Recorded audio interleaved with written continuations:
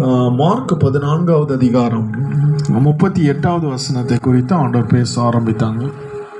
ஏன்னா இந்த வருடத்தின் ஆரம்பத்திலேயே இந்த வருடத்தில் நீங்கள் என்ன செய்யணும் ஆண்டவர் பேசினார் சொன்ன அதிகமான ஜபத்தை நீங்கள் செய்யணும் அப்படின்னு ஆண்டவர் பேசினாங்க. இப்போ இந்த வார்த்தை சொல்லுகிறது, நீங்கள் சோதனைக்குட்படாதபடிக்கு விழித்திருந்து ஜபம் பண்ணுங்கள். ஆவி உற்சாகம் உள்ளதுதான், மாம்சமோ பலவீனம் உள்ளது. இந்த வார்த்தையை தான் கர்த்தர் பேச ஆரம்பித்தாங்க. என்ன அப்படின்னா, falling into temptation, அதான் இங்கிலீஷில் போட்டிருக்கு. இந்த வார்த்தையில் சோதனை எல்லாருக்குமே வரும், ஆனால் இந்த சோதனைக்குட்படாதபடிக்கு அப்படின்னா அந்த சோதனையில் விழாதபடிக்கு நீங்கள் என்ன பண்ணுமா? ஜெபிக்கணுமா? விழித்திருந்து ஜெபம் பண்ணுங்க. நீங்கள் ஜெபிக்கலன்னா என்ன பண்ணுவீங்க? சோதனையில் விழுவீங்க. இந்த வார்த்தை தான் சொல்லுது. சோதனை எல்லாருக்குமே வரும். சோதனை வருகிறது ஒரு பெரிதல்ல. இந்த சோதனையில் எத்தனை பேர் நம்ம விழுறோம்? சோதனை விழுகிறதுனா என்ன?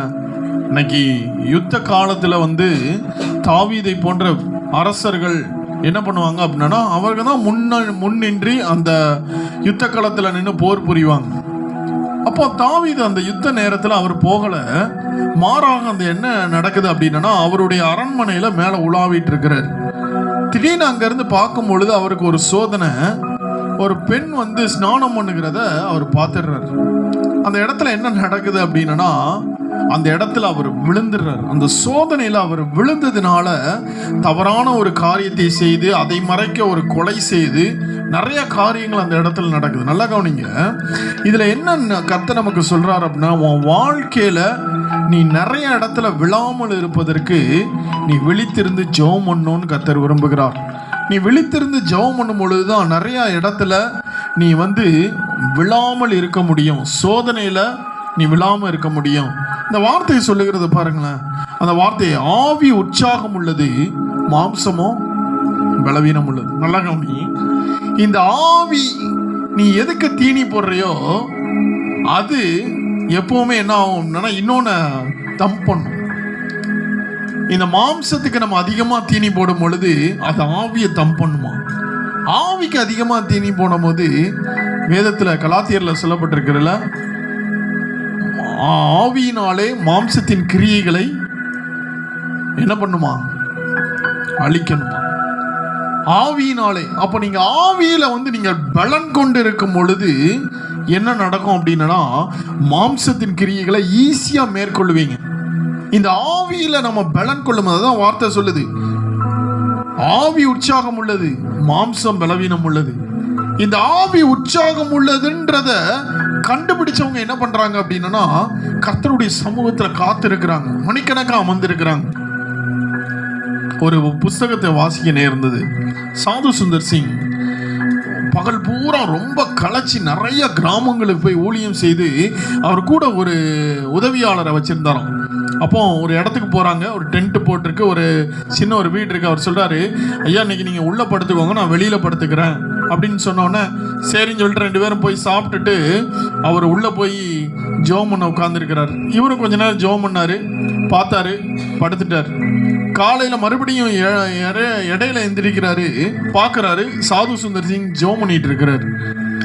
பார்த்துட்டு மறுபடியும் படுத்துடுறாரு. காலையில் அதிகாலையில் எந்திரிச்சு பார்க்குறாரு, சாது சுந்தர் சிங் ஜெபம் பண்ணிட்டு இருக்கிறார்.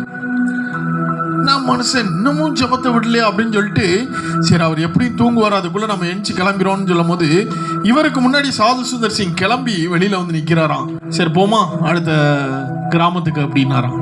ஐயா நீங்க நைட்டு பூரா தூங்கவே இல்லையே, எப்படி உங்களுக்கு டயர்டாவே இல்லையா? டயர்டாக தான் இருந்துச்சு. கொஞ்சம் ஆரம்பத்தில் கொஞ்சம் அப்படியே ரொம்ப வலிச்சது, உடம்புலாம் பெயினாக இருந்துச்சு.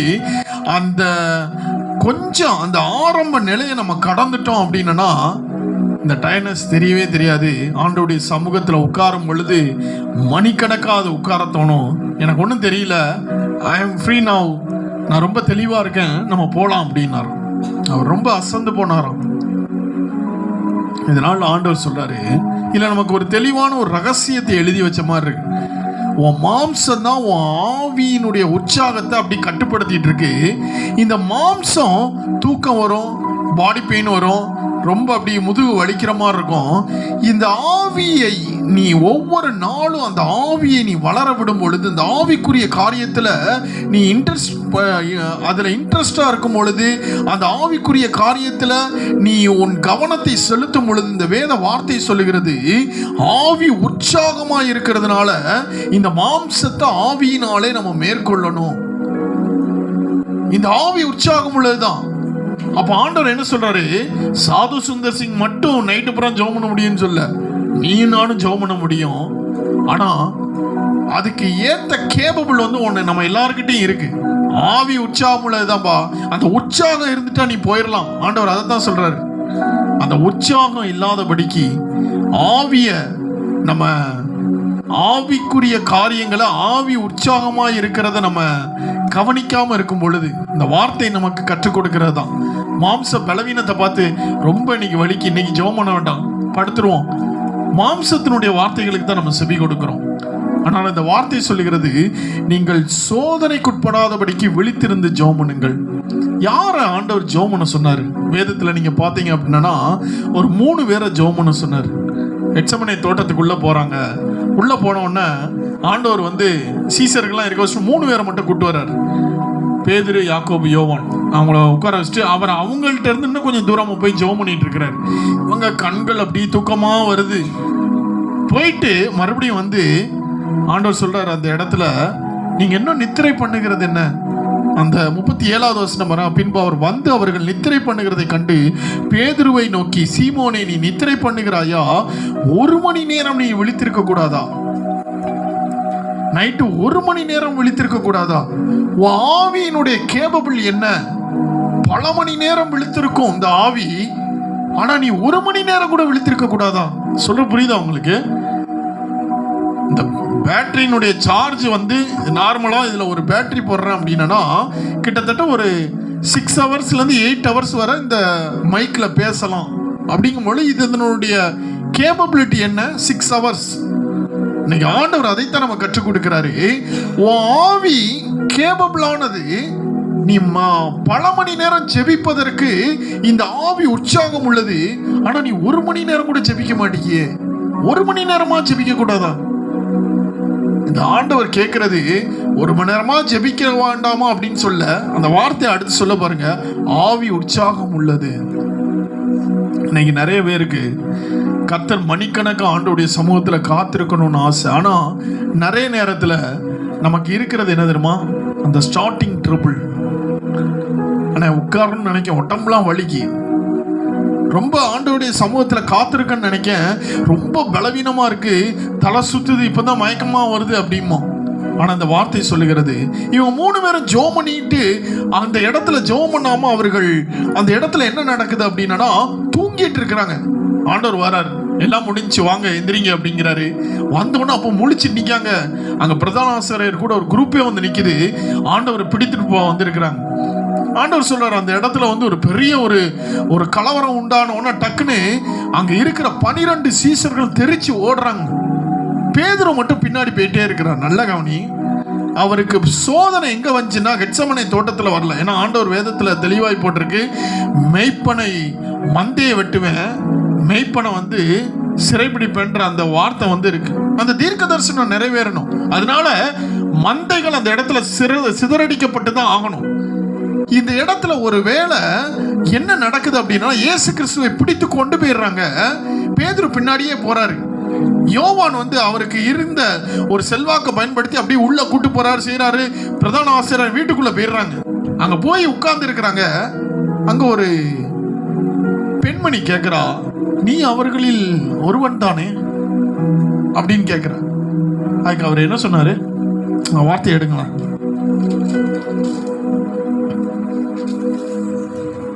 வார்த்தை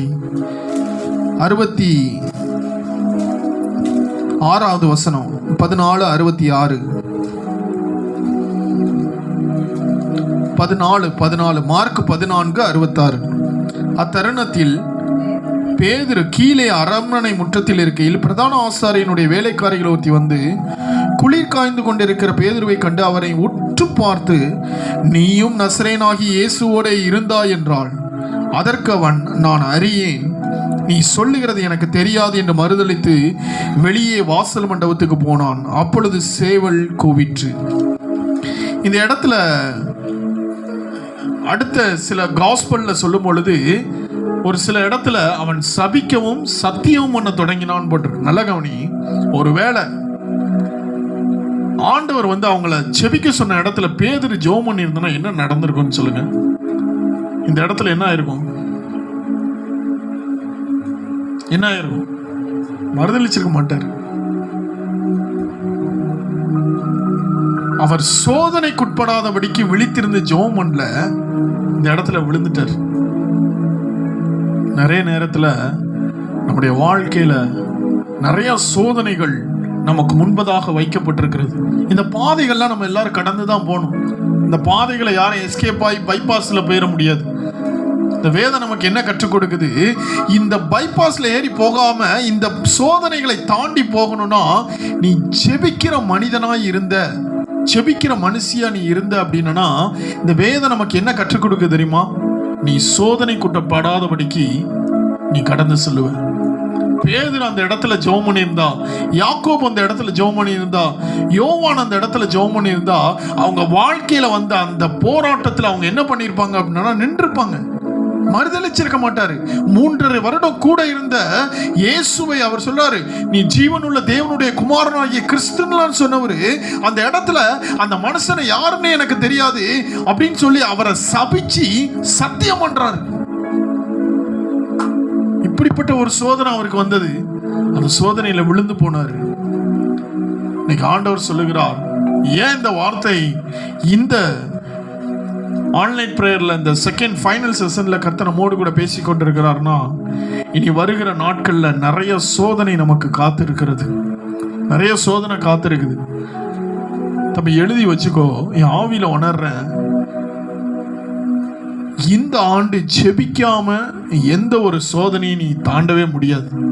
நீ உன் வாழ்க்கையில ஜெப வாழ்க்கைங்கிறது உனக்கு இல்லை அப்படின்னா, நல்லா கவனிக்கணும், ஜெப வாழ்க்கைன்ற ஒண்ணு உனக்கு இல்லை அப்படின்னா உன் வாழ்க்கையில எந்த ஒரு கட்டத்தையும் நீ தாண்டவே முடியாது.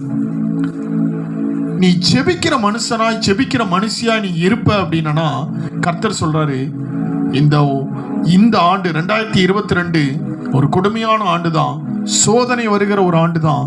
ஆனா அந்த சோதனை நீ தாண்டி போவ. இன்னைக்கு ஆண்டவர்கிட்ட ஒரு தீர்மானம் பண்ணுங்க, ஆண்டவரே நான் ஜெபிக்கிறவனா நான் மாறணும். ஆண்டவரே நான் விழித்திருந்து ஜெபிக்கணும், இரவெல்லாம் கண்மணித்து ஜெபிக்கணும். ஏன் இந்த ஆன்லைன் பிரேயர்லாம் வைக்கிறோம் தெரியுமா? அதிகமா நம்ம ஜெபிக்கிற நேரம் இதான். அதிகமா ஆண்டவருடைய சமூகத்துல காத்திருக்கிற நேரம் இதான். ஒரு ஃபாஸ்டிங் பிரேயர் வச்சோன்னா 2 ஹவர்ஸ்ல நம்ம முடிச்சிருவோம். இந்த ஆன்லைன் பிரேயர் நைட்டு 10ல இருந்து காலையில் 5 மணி வரை கிட்டத்தட்ட 7 ஹவர்ஸ் இந்த இடத்துல உட்கார்ந்துருக்கோம். நல்ல கவனி.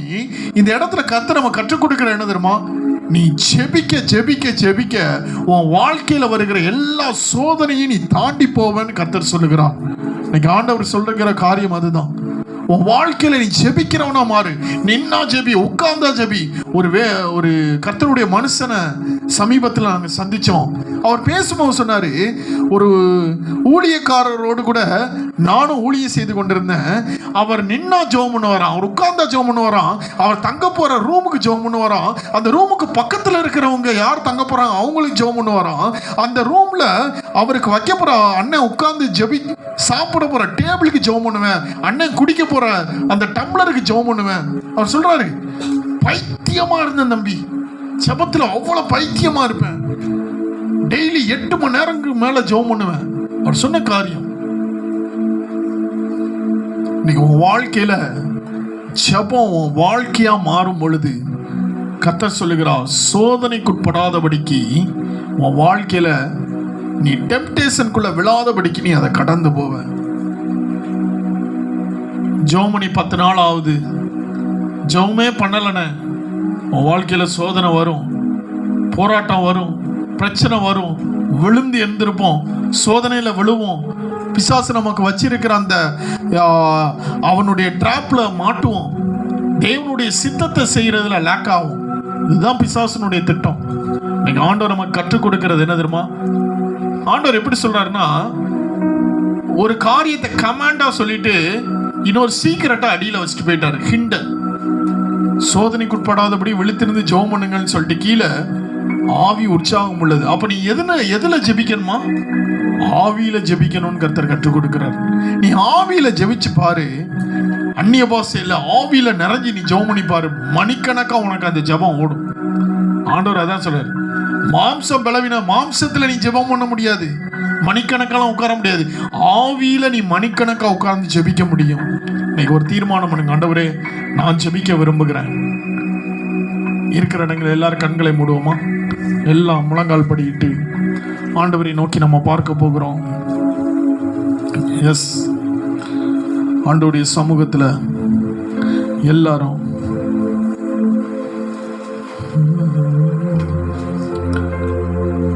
ஆண்டவருடைய சமூகத்துல எல்லாரும் நம்மை நாமே ஒப்பு கொடுப்போம். கண்களை மூடி, ஆண்டவரே நான் ஜெபிக்காம இருந்து நான் விழுந்த நாட்கள் போதும். என் ஜெப குறைவினால என் வாழ்க்கையில ஏற்பட்ட தடுமாற்றங்கள் போதும். என் ஜெப குறைவினால நிறைய இடங்கள்ல பிசாசு எனக்கு வச்ச டிராப்ல நான் வாலண்டியரா போய் மாட்டினது போதும். எனக்கு உதவி செய்யுங்கன்னு சொல்லு. எனக்கு உதவி செய்யுங்க, இந்த ஒரு விஷயம் எனக்கு உதவி செய்யுங்கன்னு சொல்லு. இந்த ஆண்டு என் ஜெப நேரங்கள் அதிகமாகணும்னு சொல்லு. நான் ஜெபிக்கிற அந்த ஜெப நேரங்கள் அதிகமாகணும். இந்த ஆண்டு என்னுடைய ஜெப வாழ்க்கையில ஒரு முன்னேற்றம் இருக்கணும். இந்த ஆண்டு ஜெபத்துல ஒரு வித்தியாசம் இருக்கணும். மாம்சத்துல நான் போராடினது போதும், ஆவியில ஜெபிக்க எனக்கு கற்றுக் கொடுங்கப்பான்னு சொல்லு. ஆண்டவர்கிட்ட சொல்லுங்க, ஆவியில ஜெபிக்கிறதுக்கு எனக்கு கற்றுக் கொடுங்கன்னு சொல்லாமா? எல்லாரும் கண்களை மூடி, ஓ ஜெப ஆவி ஊற்றுமையா, ஜெபிக்கணும் ஜெபிக்கணுமே சொல்லுவோம். ஜெப ஆவி ஊற்றுமையா, ஜெபிக்கணும் ஜெபிக்கணுமே.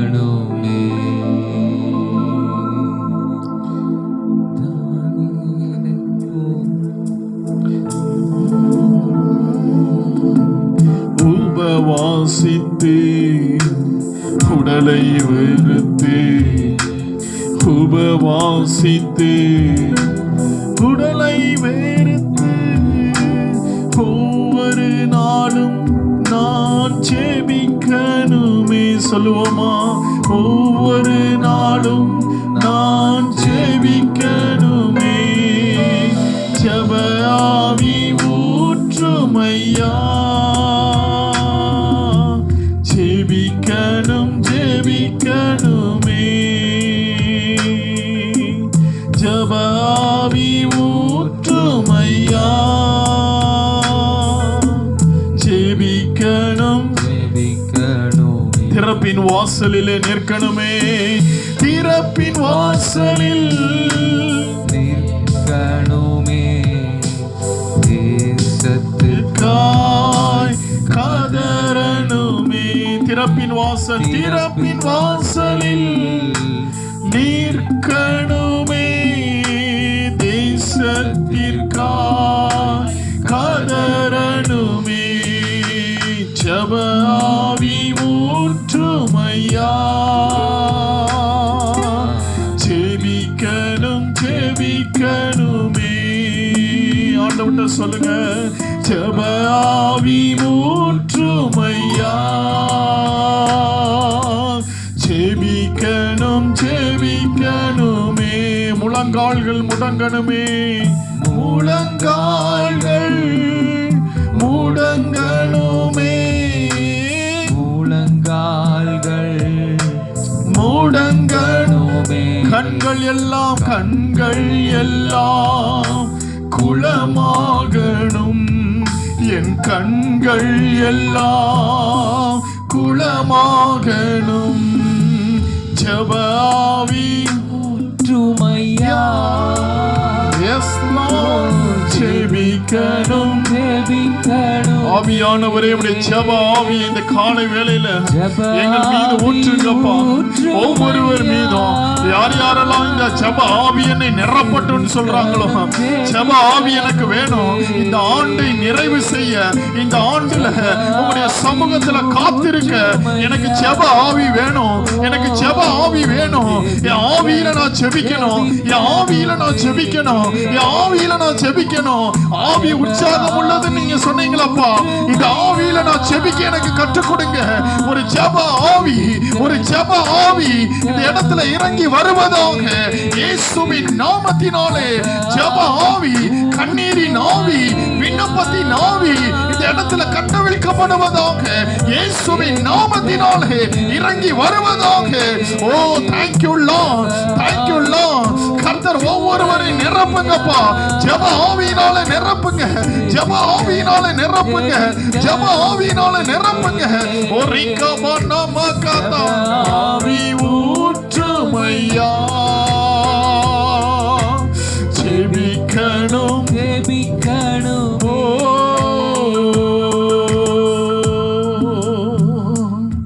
எஸ் எஸ் Lord, thank you Jesus. இந்த நாள்ல கர்த்தர், இந்த நாள்ல ஒவ்வொருவரையும் ஜெபத்துல நீங்க ஆயத்தப்படணும்னு கர்த்தர் விரும்புகிறார். ஜெபத்துல நீங்க ஆயத்தப்படணும்னு கர்த்தர் விரும்புகிறார். ஏன் இந்த முதல் மாதத்துல இந்த நாட்கள்ல கர்த்தர் உங்களை இந்த லாக்டவுன் இருக்கும் பொழுது கர்த்தர் இந்த இடத்துல உங்களை கொண்டு வந்தார்னா, இனி வருகிற நாட்கள் மிகவும் பொல்லாதவைகளாய் இருக்க போகிறது. கொடிய நாட்களுக்குள்ளாக நீங்கள் கடந்து செல்ல போகிறீர்கள், கொடிய நாட்களுக்குள்ளாக கடந்து செல்ல போகிறீர்கள். ஜெபிக்காத மனுஷன் நிற்க முடியாது, ஜெபிக்காத மனுஷன் நிலை நிற்க முடியாது. ஜெபிக்காதவர்கள் இந்த நாளை கடந்து செல்ல முடியாது. ஜெபிக்காதவர்கள் யாரும் இந்த நாட்களை தாண்ட முடியாது.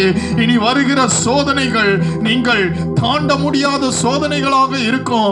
ஜெபிக்கிறவன் மாத்திரம்தான் இந்த சோதனைக்கு தப்ப முடியும் என்று கர்த்தர் சொல்லுகிறார். ஜெபிக்கணும், ஜெபத்தை அதிகப்படுத்துங்க, ஜெபத்தை அதிகப்படுத்துங்க. அதிக உபவாசங்கள், அதிக ஜெபங்கள் என் டைம் வாரியர்ஸ்ல உண்டாகட்டும், என் டைம் வாரியர்ஸ்ல உண்டாகட்டும் என்று கர்த்தர் சொல்லுகிறார். ஓ ஆண்டவருடைய சமூகத்துல சொல்லுங்க, ஆண்டவரே மன்றாட கிருபை வேண்டுமே செய்யா, மடிவோ வேண்டுமே, மன்றாட கிருபை வேண்டுமே செய்யா, மடிவோரை வேண்டுமே. ஆண்டவரை பார்த்து சொல்லுவோமா மறுபடியும், மன்றாட கிருபை வேண்டுமே செய்யா, மடிவோரை மீட்க வேண்டுமே. சிலைகள் பெருகினதால் சீரழிந்த தேசமையா, சிலைகள் பெருகினதால் சீரழிந்த தேசமையா. பக்தியின் பெயரை சொல்லி பாதாளம் போகுதையா, பக்தியின் பெயரை சொல்லி பாதாளம் போகுதையா. மன்றாட கிருபை வேண்டுமே செய்யா, மடிவோரை மீட்க வேண்டுமே. ஆவியானவரே மன்றாட கிருபை வேண்டுமே ஏசையா, மடிவோரை மீட்க வேண்டுமே. சொல்லுவோம், நான் செபிக்காததால் தேசம் அழியுதப்பா, திறப்பில் நிற்காததால் என் ஜனம் அழியுதப்பா. நான் செபிக்காததால் தேசம் அழியுதப்பா, திறப்பில் நிற்காததால் என் ஜனம் அழியுதப்பா. கண்ணீராவி எனக்கு தாரும் தேவா, கதறி நான் அழுதிடுவேன் தேவா. சொல்லுவோம், கண்ணீராவி எனக்கு தார் தேவா, அழுதிடுவேன் தேவா. கண்ணீராவி எனக்கு தார் தேவா, கதறி நான் அழுதிடுவேன் தேவா.